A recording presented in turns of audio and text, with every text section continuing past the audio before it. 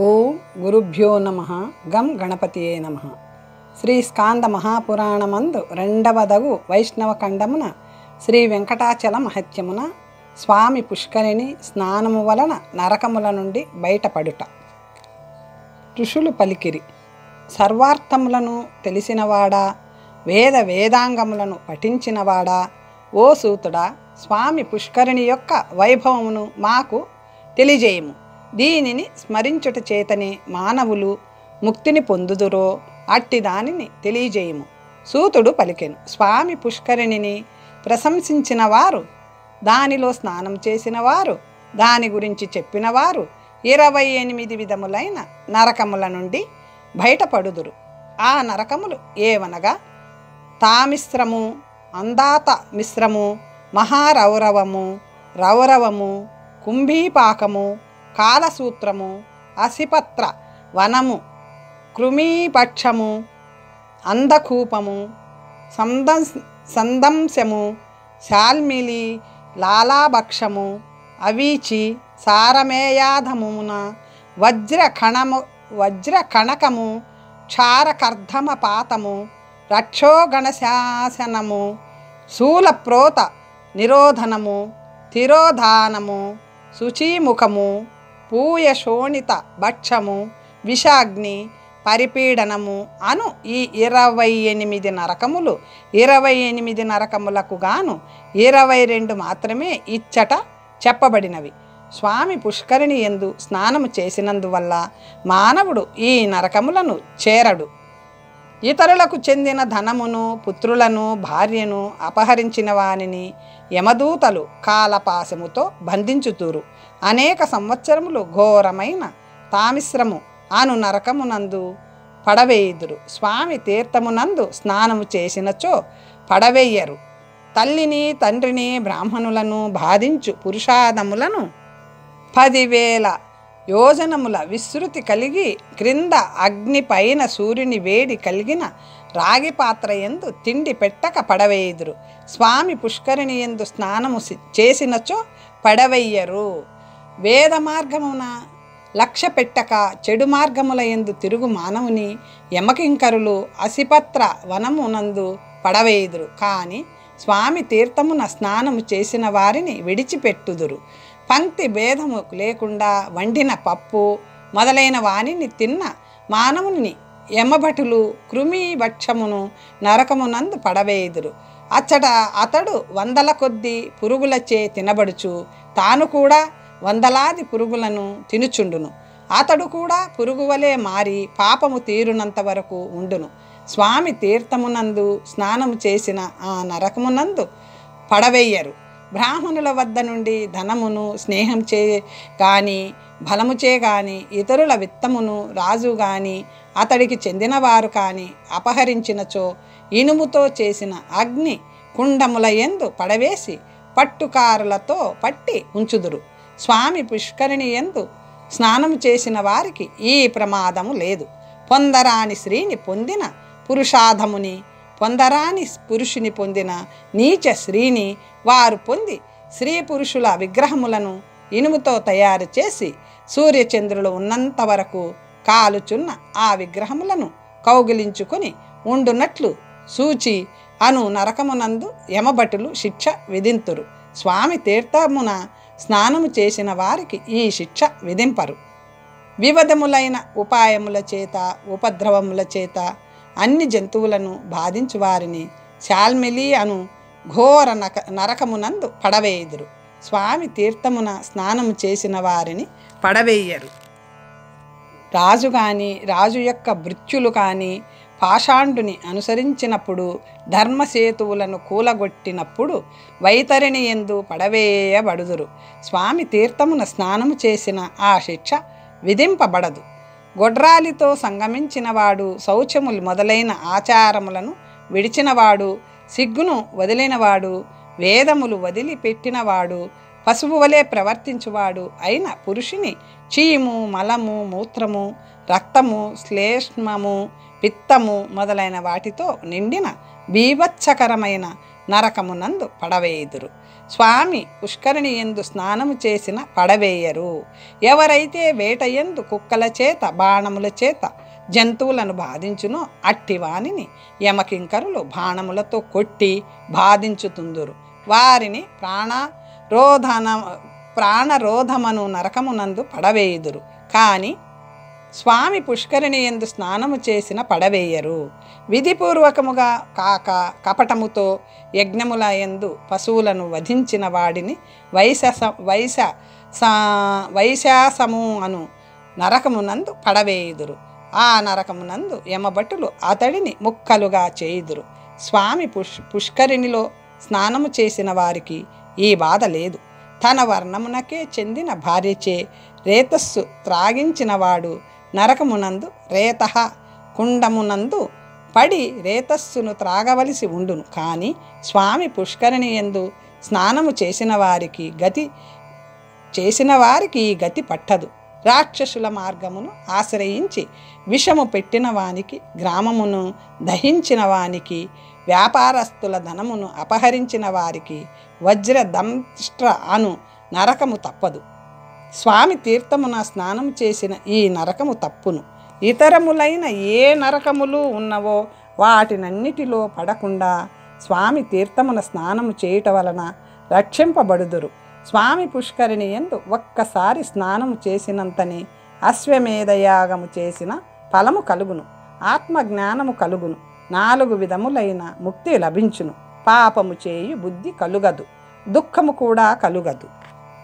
తులాభారము చేసినందువల్ల ఎంత ఫలము కలుగునో స్వామి తీర్థమునందు స్నానము చేసినందువల్ల అంత ఫలితము కలుగును. 1000 ఆవులను దానము చేసినందువల్ల ఎంత పుణ్యము కలుగునో అంత పుణ్యము కలుగును. ధర్మము, అర్థము, కామము, మోక్షము ఈ 4ంటిలో ఏది కోరిన వారికి అది లభించును. మహాపాతకముల నుండి, సమస్త పాతకముల నుండి వెంటనే ముక్తి లభించును. ప్రజ్ఞ, యశస్సు, లక్ష్మి, సంపద, జ్ఞానము, ధర్మము, విరక్తి, మనోవిశుద్ధి అన్నియు స్వామి తీర్థమునందు స్నానము వలన కలుగును. 10,000 సార్లు బ్రహ్మహత్యలు చేసినను, సురాపానము చేసినను, బంగారము దొంగిలించినను, గురుశ్రీ సమాగమము జరిపినను, సంసర్గ దోషమును ఆచరించినను అన్నియు స్వామి పుష్కరిణి స్నానము వలన నశించును. బ్రహ్మహత్యతో గాని, సురాపానముతో గాని, గురుశ్రీ గమనముతో గాని, సువర్ణస్థేయముతో గాని, సంస్గర్గ దోషముతో కానీ సమానములైన ఏ దోషములైన స్వామి పుష్కరిణి యందు స్నానము చేయుట వలన నశించును. స్వామి తీర్థ మహత్యమును శ్రద్ధగా వినని వారు మహానరకమును పొందుట. ఈ పైన చెప్పిన ఏ విషయమునందు ఎప్పుడు సందేహింపరాదు. అట్లు చేసిన వారి నాలుకపై యమభటులు కాల్చిన గొడ్డలిని ఉంచుదురు. ఇది అంతయు అర్థవాదమని అనుచు నరకమునకు పోయిన వారు, అన్ని సత్కర్మలను వదిలిపెట్టిన వారు పందితో సమానమైన వారు. ఇది ఎంత మూర్ఖము! సర్వ పాతకములను నాశనము చేయునది, అద్వైత జ్ఞానమును కలిగించున్నది, మానవులకు భక్తిని ముక్తిని కలుగజేయునది, కోరిన కోర్కెలను తీర్చున్నది, అజ్ఞానమును పోగొట్టినది అయిన స్వామి పుష్కరిణి కలదు. అటువంటి స్వామి పుష్కరిణి ఉండగా ప్రజలు మరి ఒక దానిని గూర్చి ఆలోచించుచున్నారనగా మోహము యొక్క మహత్యమును గూర్చి ఏమి చెప్పవలేను. పుష్కరిణి యందు స్నానం చేసిన వారికి యముని భయము లేదు. అచ్చట స్నానం చేసిన వారికి, చూచిన వారికి, స్తోత్రము చేసిన వారికి, ప్రశంసించిన వారికి, అంటిన వారికి, నమస్కరించిన వారికి యమ భయము లేదు. కానీ వారు అటుపై తల్లిపాలు తాగరు, అనగా వారికి పునర్జన్మ కలుగదు. ఈ విధముగా స్వామి పుష్కరిణి మహత్యమును మీకు వినిపించితిని. ఇది భక్తిని ముక్తిని కలుగజేయునది, అన్ని పాపములను పోగొట్టున్నది. స్వామి పుష్కరిణి ధర్మగుప్తుని చరిత్ర. సూతుడు చెప్పెను. నైమిషారణ్యమునందు నివసించు ఓ మునులారా, మీ ఆదరణను చూచిన నేను స్వామి తీర్థము యొక్క వైభవము గూర్చి మరలా చెప్పగోరుచున్నాను. చంద్రవంశమునందును నందుడను రాజు పుట్టి భూమినంతటిని పరిపాలించెను. అతనికి ధర్మగుప్తుడను కుమారుడు కలడు. రాజ్యమును రక్షించు భారము నందుడు కుమారునికి అప్పగించి ఇంద్రియములను జయించిన వాడై నియతాహారం కలిగి తపోవనమును ప్రవేశించెను. తండ్రి తపోవనమునకు వెళ్ళిన తరువాత ధర్మగుప్తుడను ఆ రాజు ధర్మమును తెలుసుకొని నీతి తత్పరుడై భూమిని పరిపాలించెను. ఇంద్రుడు మొదలైన దేవతలను పలు విధములైన యజ్ఞములతో తృప్తిపరిచెను. బ్రాహ్మణులకు ధనమును క్షేత్రములను దానమిచ్చెను. అతడు రాజ్యమును పరిపాలించుచుండగా ప్రజలందరూ తమ తమ ధర్మములను క్రమము తప్పక అనుసరించుచుండిరి. అతడి రాజ్యములో ఎప్పుడునూ దొంగలు మొదలైన వారి భయము కానీ ఏ విధమైన పీడ కానీ కలుగలేదు. ఒకనాడు ధర్మగుప్తుడు ఉత్తమాశ్వమును నెక్కి బయలుదేరెను. వేటాడగోరి అతడు అడవిలోకి ప్రవేశించెను. అచ్చట కానుగా తాటి, హింతాలము, అడవి గోరెంట మొదలైన చెట్లతో నిండిన అడవియందు సంచరించుచుండెను. సింహములు పులులతో భయంకరమైన అడవియందు మత్తెక్కిన తుమ్మెదల ఝూంకారముతో దిక్కులు పిక్కటిల్లుతున్నవి. తామరలు, కలువలు, బొండుమల్లెలు, నల్ల కలువలు మున్నగు వాటితో నిండిన తటాకములు కలవు. పెక్కుమంది తాపసులు కల ఆ అడవి యందు ధర్మగుప్తుడు తిరుగుచుండగా రాత్రి అయినది. దిక్కులన్నిట చీకటి అలుముకొన్నది. రాజు వినయము కలవాడై సాయం సంధ్యను ఉపాసించి అచ్చటనే వేదమాత అయిన గాయత్రిని జపించెను. సింహములు పులులు ఉన్న ఆ అడవి యందు రక్షణ కొరకై రాజు ఒక చెట్టును ఎక్కి కూర్చొనెను. ఒక సింహము వెంబడించగా ఎలుగుబంటి ఒకటి ఆ చెట్టు వరకు వచ్చెను. సింహము ఆ చెట్టు వద్దకు రాగా భయపడి ఆ ఎలుగు చెట్టుపైకి ఎక్కెను. ఆ చెట్టుపైకి ఎక్కిన ఎలుగు రాజును చూచెను. రాజును చూసి ఆ ఎలుగు ఇట్లనెను, ఓ రాజేంద్ర, నన్ను చూసి భయపడకుము. మనం ఇద్దరము ఈ రాత్రికి ఈ చెట్టుపైనే గడుపుదుము. గొప్ప బలము, పెద్ద శరీరము కలిగిన భయంకరమైన కోరలు కలిగిన గొప్ప భయమును కలిగించుచు ఒక సింహము ఆ చెట్టు క్రింద వేచి ఉన్నది కనుక రాత్రి సగము గడుచు వరకు నేను నిన్ను రక్షించుదును. కనుక నీవు ఏ చింత లేక నిద్రించవచ్చును. మిగిలిన సగము రాత్రి నేను నిద్రించెదను. నీవు నన్ను రక్షింపుము. దానికి అంగీకరించిన రాజు నిద్రింపగా చెట్టు కింద ఉన్న సింహము ఎలుగుబంటితో నిద్రించుచున్న రాజును క్రింద పడవేయమని కోరెను. ధర్మము తెలిసిన ఆ ఎలుగుబంటి సింహంతో ఇట్లనెను, వనములో నివసించు ఓ మృగరాజా, నీకు ధర్మము తెలియదా? విశ్వాసఘాతకులకు ఈ లోకములో అన్ని కష్టములు కలుగును. 10,000 యజ్ఞములు చేసినను విశ్వాసఘాతకునికి పాపము నశించదు. బ్రహ్మహత్య మొదలైన పాపములకైనను నిష్కృతి ఏదో ఒక విధముగా ఉండును. కానీ 1,000,000 జన్మలెత్తినను విశ్వాసఘాతకునికి యొక్క పాపము నశించదు. ఈ లోకములో మేరు పర్వతమును కూడా నేను బరువైన దానిగా భావించను. కానీ విశ్వాసఘాతము యొక్క భారమునే ఎక్కువగా తలుచుదును. ఆ ఎలుగు ఈ విధముగా పలుకగా సింహము మారు మాటాడక ఊరుకుండెను. ధర్మగుప్తుడు లేచిన తరువాత ఎలుగుబంటి చెట్టుపై నిద్రించెను. అప్పుడు సింహం రాజుతో ఎలుగును క్రిందికి తోసివేయమని కోరగా రాజు ఏమీ ఆలోచింపక తన ఒడిలో నిద్రించుచున్న ఎలుగును చెట్టుపై నుండి క్రిందకు తోసివేసెను. పడబోచున్న ఆ ఎలుగు అదృష్టం కొద్దీ క్రిందకు జారిపడక ఒక కొమ్మను పట్టుకొనెను. అప్పుడు అది రాజు వద్దకు వచ్చి కోపముతో ఇట్లనెను, భృగువంశమునందు జన్మించిన ధాన్యకాష్ఠుడను పేరుగల నేను కోరిన రూపమును ధరించగలవాడను. ఇప్పుడు ఈ ఎలుగుబంటి రూపమును పొంది ఇంటిని. ఏ పాపము చేయని నిద్రించుచున్న నన్ను నిష్కారణముగా క్రిందకు త్రోసివేసితివి కనుక నా శాపము వలన వెంటనే పిచ్చివాడవై తిరుగుదువు అని శపించి సింహంతో ఇట్లనెను, నీవు సింహము కాదు, పూర్వము కుబేరునికి సచివునిగా ఉంటివి. ఒకసారి నీవు నీ ప్రియురాలితో కలిసి హిమవత్ పర్వతమునకు వెళ్ళి తెలియక గౌతమముని ఆశ్రమము సమీపమున రాసక్రీడలు మొదలుపెట్టితివి. విధివశాత్తు ఆ సమయముననే గౌతముడు తన ఆశ్రమము నుండి సమిధలను సేకరించుటకై బయటకు వచ్చి వివస్త్రునిగా ఉన్న నిన్ను చూచి నా ఆశ్రమమునందు వివస్త్రుడవై ఉంటివి కనుక ఇకపై సింహముగా మారుదువు. దీని యందు ఏమాత్రము సందేహం లేదు. కోపంతో శాపము ఇచ్చెను అని గౌతముడు శపించగా నీవు సింహత్వమును పొందితివి. నీవు పూర్వం కుబేరునికి సచివుడవు. నీ పేరు భద్రుడు. కుబేరుడు ధర్మమును పరిపాలించువాడు. అతడి భృత్యులను అట్టివారే కనుక నీవు ఏల ప్రాణులను హింసించుచున్నావు. ఇది అంతయు నా ధ్యాన మహిమ వలనే తెలుసుకొంటిని అని చెప్పగా అతడు తన సింహత్వమును వదిలిపెట్టెను. కుబేరుని సచివుడైన దివ్యమైన యక్షుని రూపమును పొంది ధాన్యకాష్టునికి ప్రణమిల్లి ఇట్లనెను: పూర్వము జరిగినదంతయు నాకిప్పుడు తెలిసినది. గౌతముడు శాపమిచ్చినప్పుడే శాపాంతమును కూడా వచించెను. ఎలుగుబంటి రూపములో ఉన్న ధ్యానకాష్టమునితో సంవాదము జరిగినప్పుడు నేను నా సింహత్వమును వదిలిపెట్టుదును అని మునిపుంగవుడైన గౌతముడు చెప్పి ఉండెను. ఇప్పుడు సింహత్వమును వదిలిపెట్టిన తరువాత నాకు ఈ విషయమంతయు తెలిసినది. నీవు కోరిన రూపము ధరింపగల శుద్ధుడవైన ధ్యానకాష్టుడవని తెలుసుకొంటిని అని ధ్యానకాష్టునికి నమస్కరించెను. తరువాత శ్రేష్టమైన విమానమునెక్కి అలకాపురికి వెళ్ళిపోయెను. రాజు పిచ్చివాడుగా ఉండుట చూచి మంత్రుల అతడిని తండ్రి నివసించుచున్న రేవానదీ తీరమునకు తీసుకుని వెళ్ళిరి. అతడి కుమారునకు ఉన్మాదము కలుగుట మొదలగునవి అన్నియూ చెప్పిరి.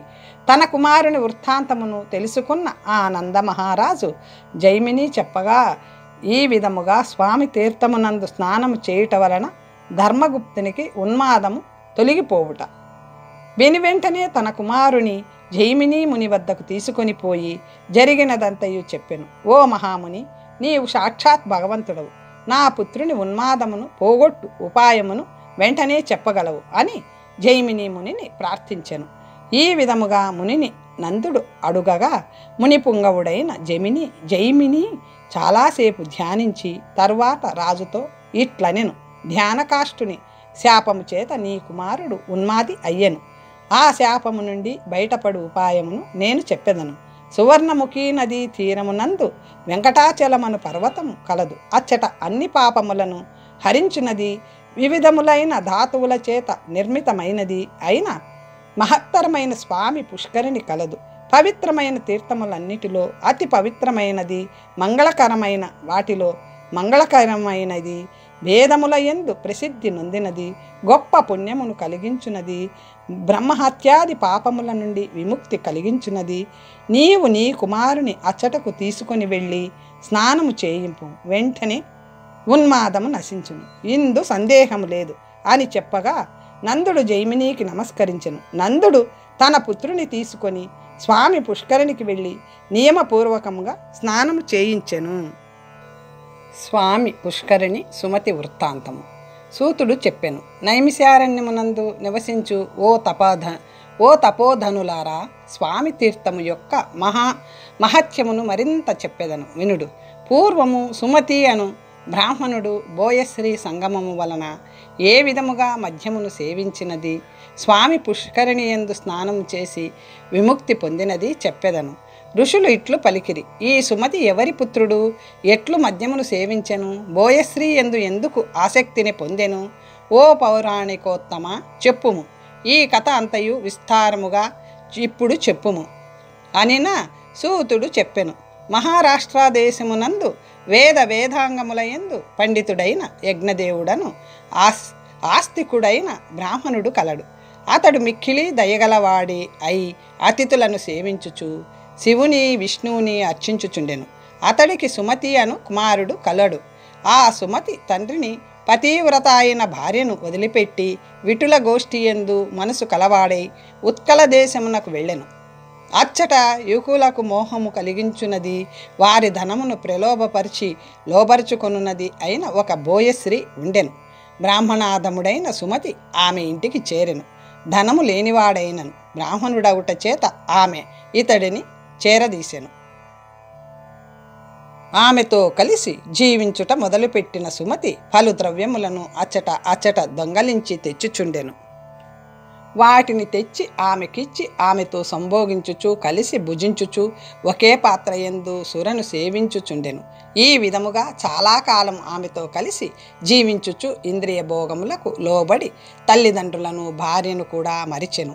ఒకనాడు అతడు కిరాతకుల కలిసి తాను కూడా కిరాతకుని వేషం ధరించి ఒక బ్రాహ్మణుని ఇంటిలో దొంగతనము చేయుటకు బయలుదేరెను.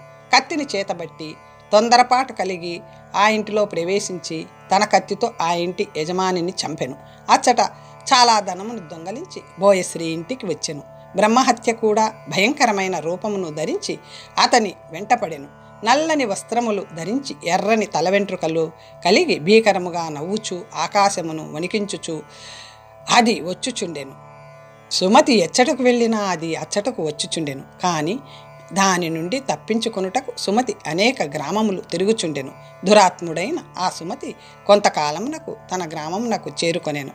అచ్చటకు కూడా అది వెంటరాగా తన ఇంటిలోనికి పోయి దాగెను. బ్రహ్మహత్య కూడా అతడితో పాటు ఇంటిలోనికి ప్రవేశించెను. అప్పుడు సుమతి రక్షింపుమని తండ్రిని శరణు వేడెను. భయపడకుమని పలికి అతడి తండ్రి రక్షించుటకు సిద్ధపడెను. అప్పుడు బ్రహ్మహత్య సుమతి తండ్రితో ఇట్లనెను.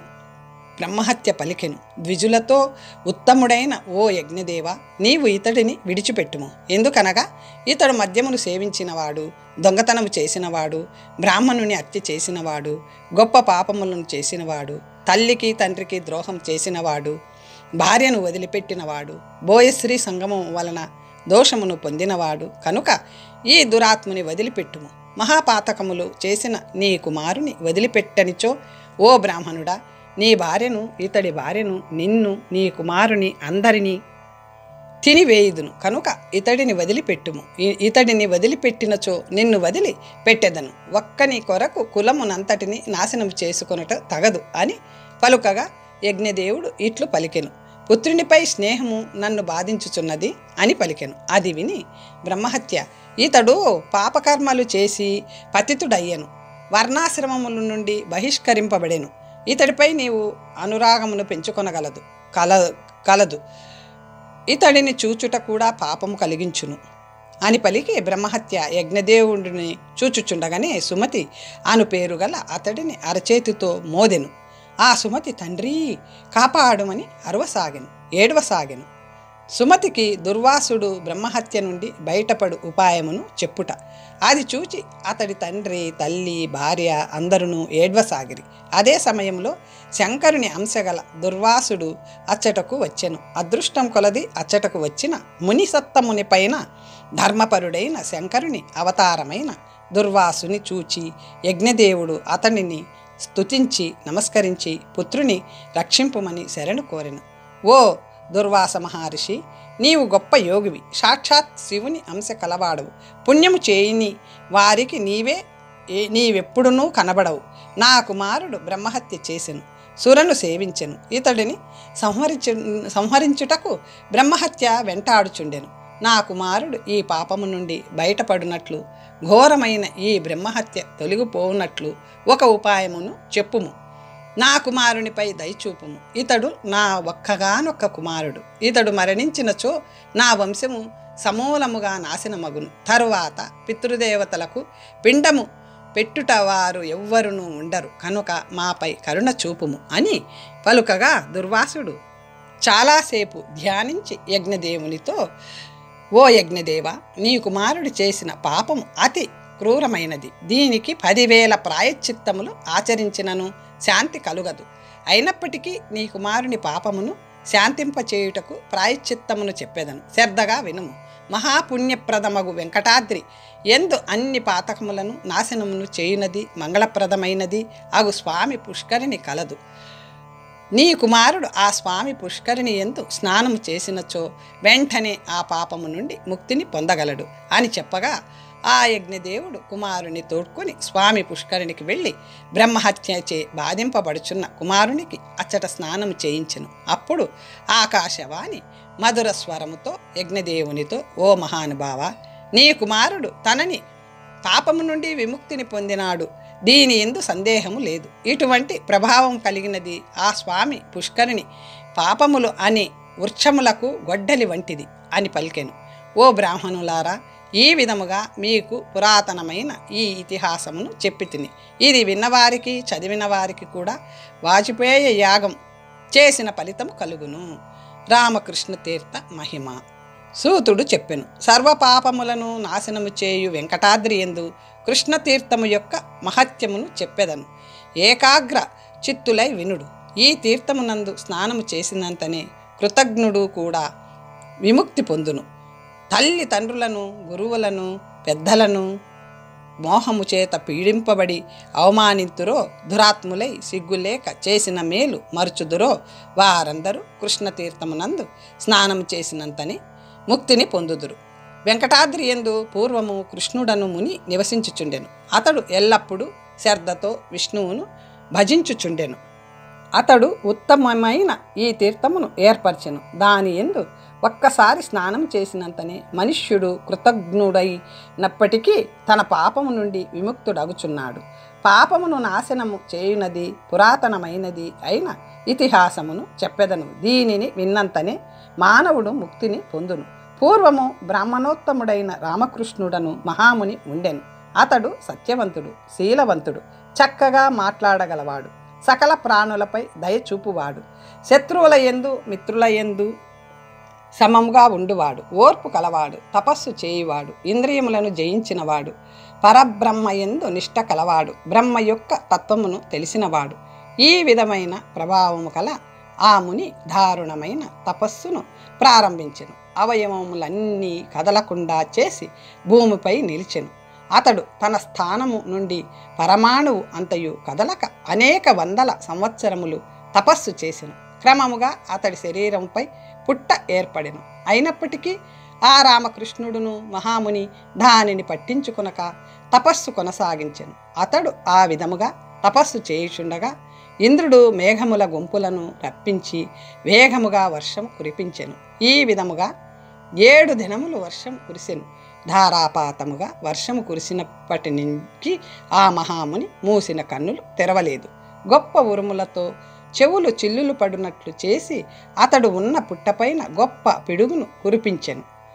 ఈ విధముగా చల్లని గాలి వానతో దుస్సాహమైన వర్షమును కురిపించెను. రామకృష్ణ మహర్షి తపస్సుకు ప్రసన్నుడైన భగవంతుడు ప్రత్యక్షమగుట. ఆ పిడుగు పాటకు పుట్ట యొక్క పైభాగం కూలిపోయెను. అప్పుడు శంఖము చక్రము గద ధరించిన స్వామి ప్రత్యక్షమయ్యను. గరుడునిపై ఆసీనుడై వనమాలను ధరించి వచ్చిన స్వామి రామకృష్ణుని తపస్సుకు మెచ్చి ఇట్లనెను: ఓ తపోనిధి, వేద శాస్త్రములను సమగ్రముగా అభ్యసించిన వాడా, నేను ఇచ్చట ఆవిర్భవించిన దినమున ఇచ్చట స్నానము చేసిన మానవుని పుణ్య విశేషమును వర్ణించుట ఆదిశేషునికైనను సాధ్యము కాదు.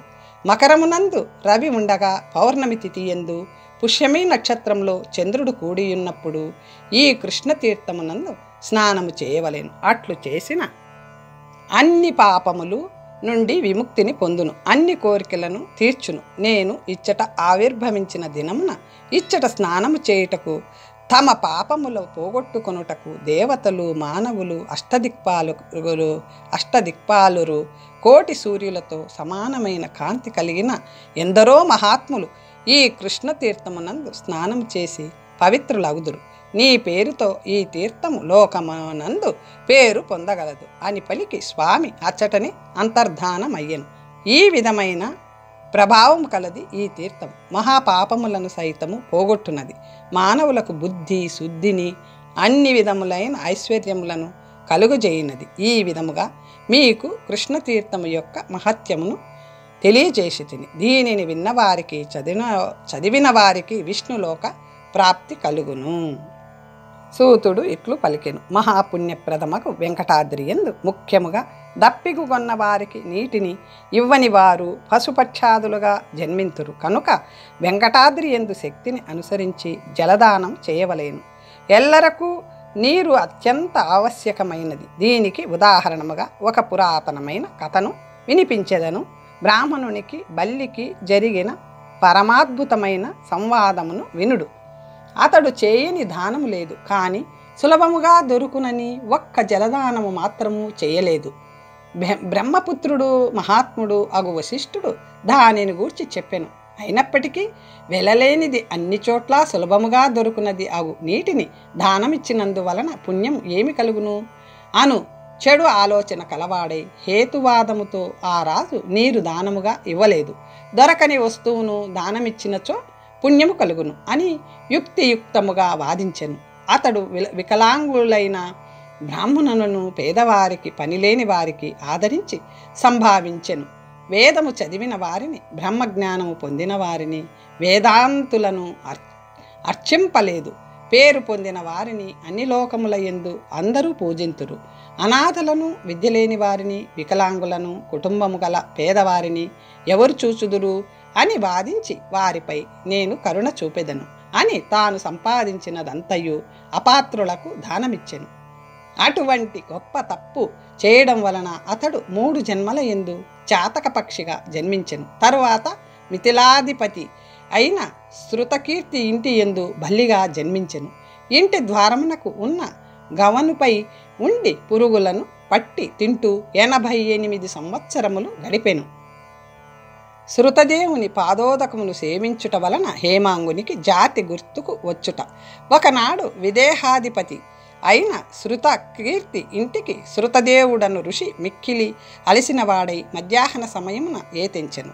రాజు అతడిని చూచి మిక్కిలి సంతసించి వెంటనే లేచి నిలబడి మధుపర్కము చేత చక్కగా పూజించి అతడి పాదములపై చల్లిన నీటిని తీసుకొని తన తలపై చల్లుకొని ఇంటి అంతటా పడునట్లుగా పైకి ఎగురవేసెను.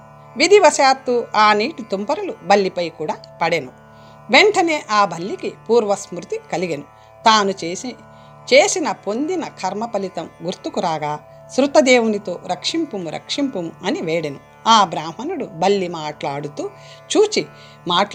చూచి మిక్కిలి ఆశ్చర్యపడి, ఓ బల్లి, నీవే కారణము వలన ఏడ్చుచున్నావు? ఏ కర్మ చేయుట వలన నీకిట్టి దశ పట్టినది? నీవు ఉపదేవుడవా లేక దేవతలలో ఒకడవా? రాజువా లేక బ్రాహ్మణుడవా? నీవెవరో చెప్పుము, నేను నిన్ను సముద్ధరింపగలను అని పలుకగా రాజు, ఓ మహాప్రభు, నేను ఇక్ష్వాకు వంశమునందు పుట్టినవాడను, శస్త్ర విద్యలన్నిటినీ నేర్చినవాడను. భూమిపై ఎన్ని రేణువులు ఉన్నవో, ఎన్ని నీటి చుక్కలు ఉన్నవో, ఆ ఆకాశంలో ఎన్ని నక్షత్రములు ఉన్నవో అన్ని ఆవులను దానమిచ్చి తిని, అన్ని విధములైన యజ్ఞములను యాగములను చేసి తిని, ఎన్నో విధములైన దానములు చేసి తిని, ధర్మమంతయు చక్కగా అనుసరించి తిని, అయినప్పటికీ ఇటువంటి దుర్గతి పట్టినది. ఊర్ధ్వగతి లేకున్నది. 3 మార్లు చాతక పక్షిగా, 1 మారు గ్రద్దగా పుట్టి తిని, 7 జన్మలలో కుక్కగా పుట్టి ఇప్పుడు బల్లిగా జన్మించి తిని, ఈ రాజు మీ పాదోదకమును పైకి చల్లగా కొన్ని చుక్కలు నాపై పడి పూర్వజన్మ స్మృతి కలిగినది.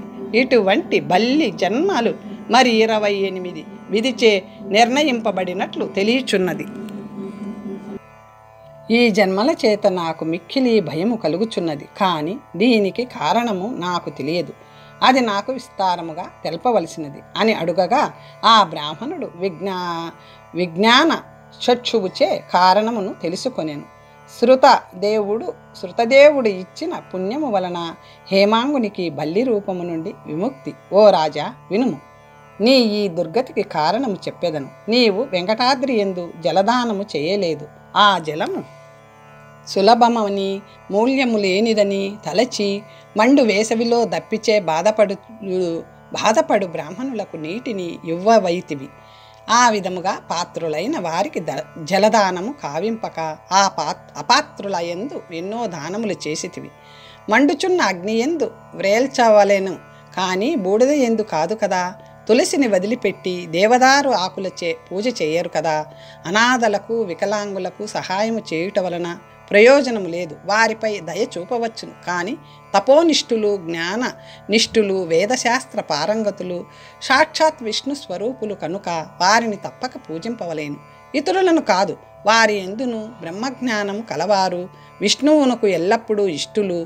అటువంటి జ్ఞానులకు కూడా విష్ణువే ఇష్టుడు కనుక జ్ఞానిని ఎప్పుడునూ పూజింపవలేను. పూజింపదగిన వారిలోకెల్లా పూజ్యుడు జ్ఞాని. ఈ విధముగా నీవు జలదానం ఇవ్వలేదు, సాధువులను సేవింపలేదు కనుక ఓ రాజా, నీకు ఇట్టి దుర్గతి పట్టినది. వెంకటాద్రి యందు చేసిన పుణ్యము కొంత నీకు నీ పాపము శాంతించుటకు ఇచ్చెదను. దానివలన నీవు చేయబోవు కర్మల ఫలితమును జయింపగలవు అని పలికి నీటిని తాకి వెంకటాద్రిపై తాను స్నానం చేసిన 1 దినము యొక్క పుణ్యమును రాజుకు దారపోసెను. ఆ పుణ్యముచే అన్ని పాపములు నశింపగా ఆ బల్లి తన రూపమును విడిచి పురుషునిగా మారెను. ఆ హేమాంగుడు దివ్య విమానము నెక్కి దివ్యములైన మాలలను వస్త్రములను ధరించి మిథిలాధిపతి అయిన శృతకీర్తి ఇంటి యందు సాధువులందరూ చూచుచుండగా చేతులు జోడించి బ్రాహ్మణునికి ప్రదక్షిణ చేసి నమస్కరించి అనుమతి తీసుకొని దేవతలందరూ స్తుతించుచుండగా స్వర్గమునకు వెళ్ళెను. అచ్చట సకల విధములైన మహాభోగములను 10,000 సంవత్సరములు అనుభవించి తిరిగి ఇక్ష్వాకు వంశమునందు కకుస్థుడను పేరున జన్మించెను. 7 ద్వీపములను పరిపాలించుచు వేదములు చదివి మంచివారందరిచే ప్రశంసింపబడి దేవేంద్రునితో సమానుడై విష్ణువు అంశ కలిగి ఉండెను. వశిష్ఠునిచే ప్రబోధము పొంది అన్ని ధర్మములను తెలుసుకొని పాటించి అన్ని విధములైన పాపములను పోగొట్టుకొనెను. చివరకు దివ్యజ్ఞానమును పొంది విష్ణువుతో సాయుధ్యమందెను. ఈ విధముగా వెంకటాద్రి పుణ్యప్రదము పాపనాశనము అచ్చట జలదానమిచ్చుట వలన విష్ణులోక ప్రాప్తి కలుగును. ఈ విధముగా మీకు పరమ పుణ్యప్రదమైన పాపనాశకమైన వెంకటాద్రి యందు జలదానము చేయుట వలన కలుగు ఫలము చెప్పితిని. శ్రీ స్కాంద మహాపురాణమందు 2వదగు వైష్ణవ ఖండమున వెంకటాచల మహత్యము. తర్వాత కథ వచ్చే భాగంలో తెలుసుకుందాం. ఓం స్వస్తి.